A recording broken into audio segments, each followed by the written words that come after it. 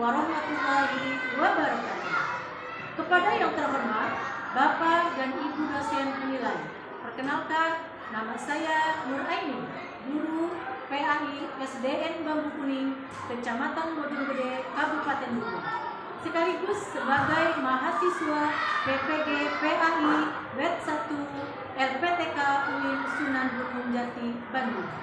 Pada kesempatan kali ini, saya akan melaksanakan praktek pembelajaran uji kinerja pada materi kelas 6 yang berjudul halal dan haram.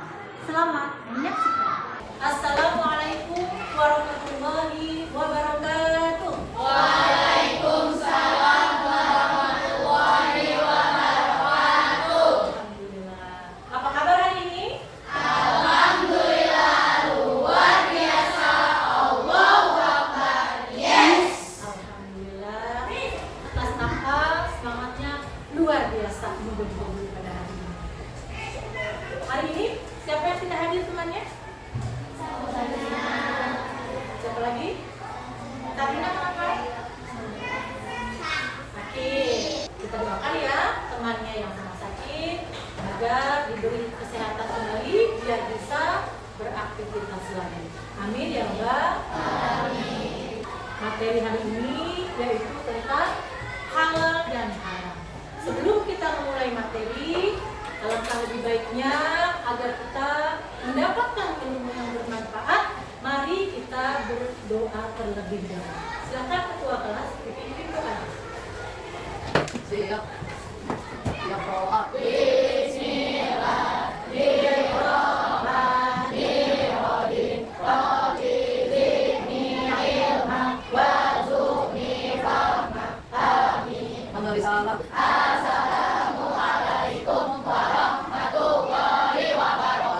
Waalaikumsalam warahmatullahi wabarakatuh. Alhamdulillah, semoga pembelajaran kita pada hari ini berjalan dengan lancar dan mendapatkan ilmu yang benar. Selanjutnya yang kita lakukan yaitu pembiasaan sebelum memulai pembelajaran, yaitu membaca surat pendek. Dari ini kita membacakan surat Al-Duha bersama-sama ya. Mulai. A'udzu billahi minasy syaithanir rajim. Bismillahirrahmanirrahim. Wadduha wal laili idza saja. Ma wadda'aka rabbuka wa ma qala. Walal akhiratu khairul laka minal ula. Walasaufa yu'tika rabbuka fatarda. Alam yajidka yatiman fa'awa. Wa wajadaka dhallan fahada. Wa wajadaka 'ailan fa'aghna. Fa ammal yatima fala taqhar. Wa ammas sa'ila fala tanhar. Wa amma bi ni'mati rabbika fahaddits. Shadaqallahul azim. Baiklah anak-anak ibu sekalian, sebelum kita beranjak materi hari ini, ibu akan mengulang materi sebelumnya, yaitu membahas tentang Asmaul Husna. Apa saja Asmaul Husnanya? Al-Ghafar, Al-Afu, Al-Ghani, dan As-Samad. Apa itu artinya Al-Ghafar? Maha, Allah Maha Pengampun. Al-Afu apa artinya? Allah Maha Pemaaf. Al-Wahid? Allah Maha Tunggal. Alhamdulillah ya, semuanya masih ingat dengan pembelajaran kita sebelumnya. Baiklah, pembelajaran kita hari ini yaitu membahas tentang hukum halal dan haram. Tujuan pembelajarannya: satu, pengertian, definisi itu pengertiannya, halal dan haram. Dua, sebab-sebab halal dan haram. Ketiga, dasar hukum halal dan haram. Yang keempat, penerapan hukum halal dan haram. Baik, sebelum kita memulai materi, kita speaking dulu ya, yaitu membaca zikir. Ucap subhanallah bisa? Ucapkan tasbih, subhanallah. Ucapkan tasbih, alhamdulillah. Ucapkan takbir, Allahu Akbar. Ucapkan tahlil, la ilaha illallah. Terima kasih. Baik, kita masuk ke materi kita pada hari ini, yaitu definisi halal dan haram. Pengertian halal dan haram. Halal adalah sesuatu yang apabila digunakan atau dimakan tidak mendapat dosa dan sudah sesuai dengan syariat Islam. Itu pengertian halal. Lihat ya. Sekarang pengertian haram. Haram adalah segala sesuatu yang dilarang oleh Allah Subhanahu wa taala, baik untuk dilakukan, digunakan dan dikonsumsi. Dilarang berarti tidak boleh, ya. Itu pengertian haram. Selanjutnya, dasar hukum halal dan haram. Apa yang mendasari hukum halal dan haram? Pertama, dasar hukumnya adalah Al-Quran. Sumber hukum utama umat Islam adalah Al-Quran. Seperti dalam surat Al-Maidah ayat 87. Bismillahirrahmanirrahim. Ya ayyuhalladzina amanu la tuharrimu thayyibati ma ahallallahu lakum wa la ta'tadu. Innallaha la yuhibbul mu'tadin. Yang artinya, wahai orang-orang yang beriman, janganlah kamu mengharapkan sesuatu yang baik yang telah Allah halalkan bagi kamu, dan janganlah kamu melampaui batas. Sesungguhnya Allah tidak menyukai orang-orang yang melampaui batas. Jadi Allah tidak menyukai orang-orang yang melampaui batas. Yang kedua, dasar hukum yang kedua adalah hadis. Hadis adalah sumber hukum Islam.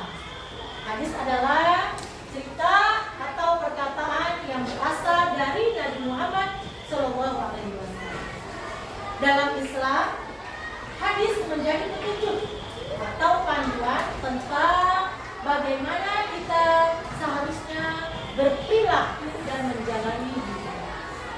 Hadis juga membantu kita memahami dan menjalankan ajaran-ajaran yang ada di dalam itu hadis, ya. Yang ketiga, masih berlanjut. Jika Al-Quran mengatakan untuk bersikap baik kepada orang lain, hadis bisa memberikan contoh bagaimana Nabi Muhammad SAW melakukannya dalam kehidupan sehari-hari. Dasar hukum yang ketiga adalah ijtihad. Ijtihad adalah usaha keras yang dilakukan oleh para ulama atau orang-orang yang paham tentang agama untuk menemukan jawaban atas masalah-masalah baru yang tidak dijelaskan secara langsung di dalam Al-Quran dan Hadis. Ijtihad dilakukan dengan memikirkan dan memahami sungguh-sungguh ajaran Islam supaya kita bisa tetap mengikuti aturan agama.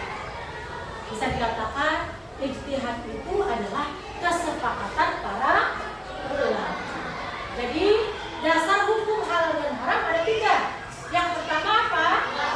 Al-Quran. Yang kedua hadis. Yang ketiga ijtihad. Apa sih ijtihad? Yaitu kesepakatan para ulama. Baik, lanjut. Misalnya, jika ada sesuatu yang tidak ada pada zaman Nabi Muhammad, Tapi teknologi zaman dulu kan nggak ada teknologi ya, nggak ada laptop, nggak ada HP, nggak ada itu dan lain sebagainya. Maka para ulama akan melakukan ijtihad untuk mengetahui bagaimana Islam mengajarkan kita untuk menggunakan yang benar sesuai dengan ajaran. Karena nggak ada teknologi, nggak ada. Lihat kalau sekarang kan bisa buka Google, bisa searching, bisa lihat di YouTube dan lain sebagainya. Kalau zaman sekarang, tapi zaman dahulu seperti teknologi, para ulama akan melakukan ijtihad, yaitu kesepakatan berkumpul secara berkeluarga. Yang ketiga, dasar hukum halal dan haram. Sebab-sebab halal dan haram. Ada sebab-sebabnya nih. Kenapa bisa dikatakan haram? Kenapa bisa dikatakan halal? Ya, sebabnya yang pertama adalah halal dan haram dari zat asal. Yang kedua, halal dan haram dari sifatnya, sifat asal, sababi atau sebab. Yang ketiga, halal dan haram dari proses pengerjaannya. Nah, kok ini bisa haram, kok ini bisa halal. Yang ini sebabnya dari zat asalnya, dari sifat asalnya, dan dari proses pengerjaannya. Nanti kita bahas satu. Sekarang kita bahas halal dan haram dari zat asalnya. Allah Subhanahu wa Ta'ala telah menetapkan sesuatu yang haram karena zat asalnya, seperti bangkai, darah, dan batu.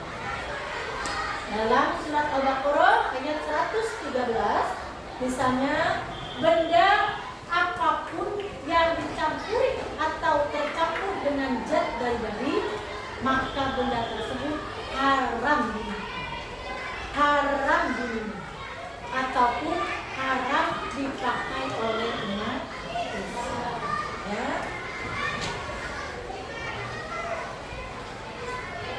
Yang kedua, halal dan haram dari sifat asalnya.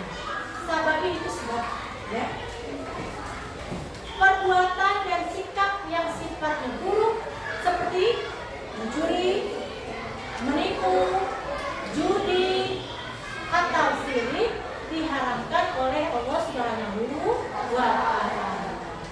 Walaupun dengan niat misalnya mencuri buat anaknya makan, buat keluarganya di rumah makan, tetap hukumnya haram meskipun diniatkan uangnya untuk menafkahi keluarga.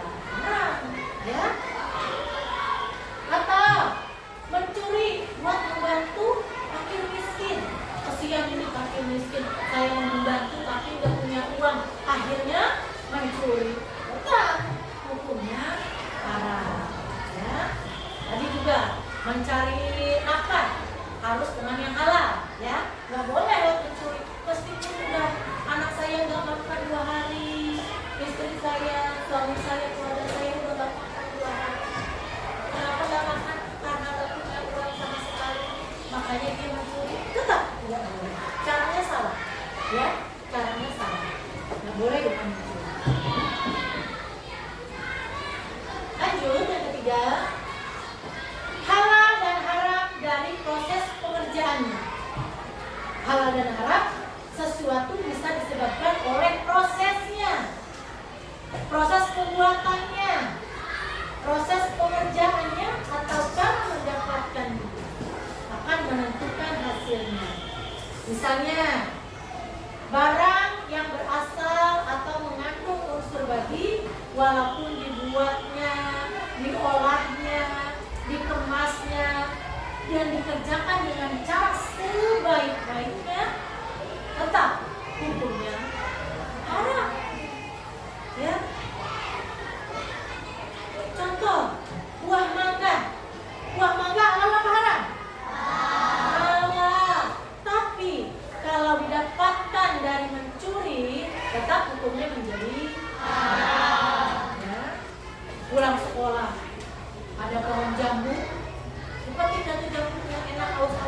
untuk air. Nah, bilang nggak sama yang punya? Nggak bilang.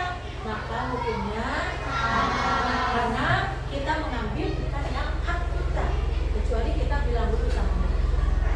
Sama dengan proses, ya, membuat sesuatu meskipun membuatnya dengan diolah dan dikemas dengan sebaik-baiknya, tapi kalau itu asalnya dari batin tetap aja haram, ya. Dan sebaliknya, bikin pizza misalnya, bikin pizza, nah itu tempatnya bekas membuat babi, dari daging babi. Meskipun pizza itu halal, tapi karena tempatnya, pengolahannya dari daging babi, maka menjadi haram. Jadi untuk kita semua ya, perhatian ya, kalau membeli sesuatu di supermarket, atau di pasar, atau di swalayan, lihat label halal, ya. Hati-hati. Zaman sekarang banyak yang ternyata terbuat dari daging babi. Ya. Lanjut. Yang keempat, penerapan hukum halal dan haram. Penerapan dalam sikap membiasakan penerapan halal dan haram dalam kehidupan sehari-hari, yaitu dengan cara mulailah dari sikap mengakui dan meyakini bahwa hukum halal dan haram ditetapkan oleh Allah Subhanahu wa Ta'ala dan untuk kemaslahatan seluruh makhluk. Jadi jangan coba-coba. Contohnya, nggak percaya nih kalau hukum halal haram itu ditentukan oleh Allah. Mau nyobain dari pagi sedikit aja, tak boleh. Kalau sedikit dan banyak, hukumnya tetap haram. Boleh ya. Yang kedua, penerapan dalam konsumsi. Untuk menjamin semua produk halal, maka pemerintah mengeluarkan Undang-Undang Nomor 33 Tahun 2014 tentang jaminan produk halal yang diselenggarakan oleh Badan Penyelenggara Jaminan Produk Halal atau BPJPH. Mengonsumsi dan menggunakan barang yang halal dan meninggalkan barang yang haram. Hukumnya wajib, ya, jangan main-main. Mengkonsumsi barang yang halal dan meninggalkan barang yang haram, hukumnya wajib.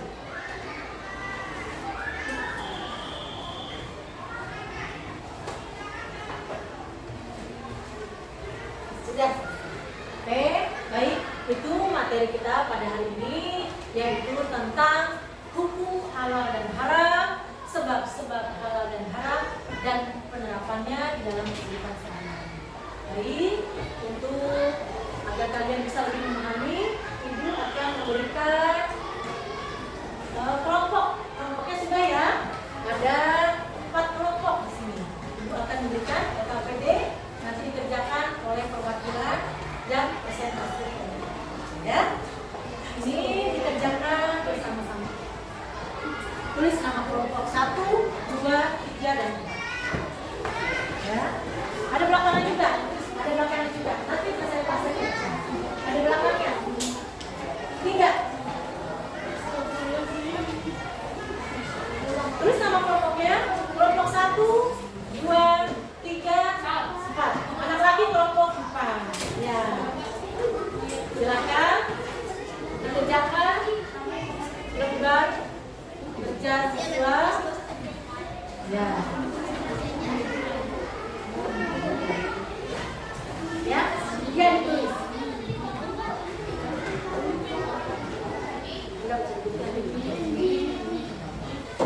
Makanan halal dan haram. Jadi kalian tulis di situ jenisnya, makanan halal apa aja, makanan yang haram apa saja. Kemudian di belakangnya minuman yang halal dan yang haram. Di sini tulis minuman yang halal apa saja, minuman yang haram apa saja.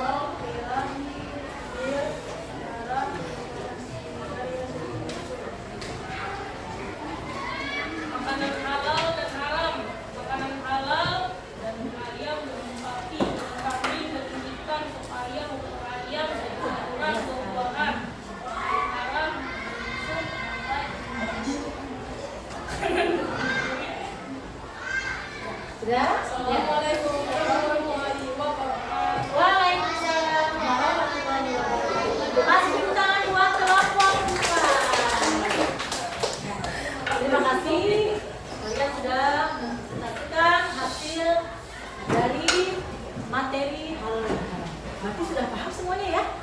Makanan apa saja yang tergolong haram, minuman apa saja yang tergolong haram, dan makanan apa saja yang tergolong halal, minuman dan sebagainya. Jadi mulai dari sekarang ini sudah paham, sudah tahu harus dihindari, harus dijauhi makanan dan minuman yang haram. Ya. Bukan hanya makanan dan minuman saja, tapi perbuatan juga. Ya, itu apa perbuatan? Mencuri, apalagi? Sirik, judi, menipu, harus dihindari. Ya, karena itu haram. Kemudian apalagi? Selain makanan, minuman, perbuatan, apalagi? Yang harus dihindari? Pakaian. Pakaian yang bagaimana yang haram? Ya, yang terlihat seksi, yang ketat, yang pendek, yang apalagi? Yang tidak menutup. Nah, harus dihindari. Baik, dari materi hukum halal dan haram, ada dari anak-anak yang ingin tanya? Berarti semuanya sudah paham, sudah jelas. Baik, itu tadi tugas kelompok. Sekarang Ibu akan memberikan tugas mandiri. Berarti dikerjakan secara sendiri.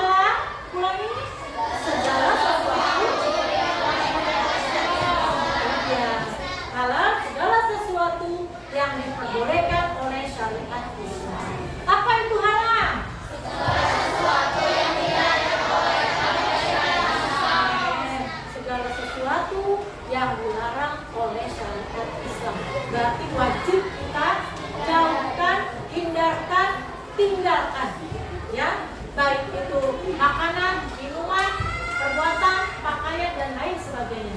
Yang haram wajib ditinggalkan mulai sekarang, ya. Kemudian dasar hukumnya halal haram ada 3. Yang pertama Al-Quran, hadis, dan sebab-sebab halal dan haram. Yang pertama dari asal pinter. Yang kedua sifat asal. Yang ketiga proses pembuatannya. Nah, mulai dari sekarang sudah paham tuh, sudah tahu kelas 6A, sudah mampu membedakan mana yang haram, mana yang halal, mana yang boleh, mana yang tidak. Ya, sekarang kalian sudah tahu, sudah paham kalau belanja ke supermarket harus melihat label halal. Ya, berarti itu sudah sah, sudah boleh dikonsumsi. Paham untuk materi 2 ini ya? Alhamdulillah. Nah, sekarang aku bertanya, bagaimana perasaan kalian setelah belajar materi halal dan haram? Bagaimana perasaannya? Kenapa senang?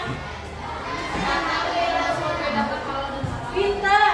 Setelah kita belajar, kita bisa mengetahui mana yang haram, mana yang halal. Ya. Cukup sampai di sini pertemuan ibu pada hari ini. Kurang lebihnya, apabila ada perkataan ibu atau penjelasan ibu yang tidak berkenan atau terdapat kesalahan, ibu mohon maaf yang seluas-luasnya. Baiklah, ibu akhiri. Bila topik walidayah.